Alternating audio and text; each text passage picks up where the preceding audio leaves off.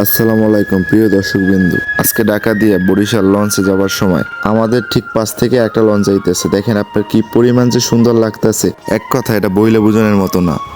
আপনি রাতে আপনার লঞ্চে যাননি, আপনার এত পরিমাণ যে মজাদার, আপনার কখনো যদি লঞ্চে যান তাহলে বুঝবেন। রাতে এই ভিউটা খুব সুন্দর লাগতেছিল, তার জন্য আপনাদের মাঝে শেয়ার করলাম। আপনাদের যদি কখনো সময় হয় তো লঞ্চে একদিন রাতে জার্নি করবেন, তাহলে এটা আপনার মনে রাখার মতো একটি জার্নি হবে।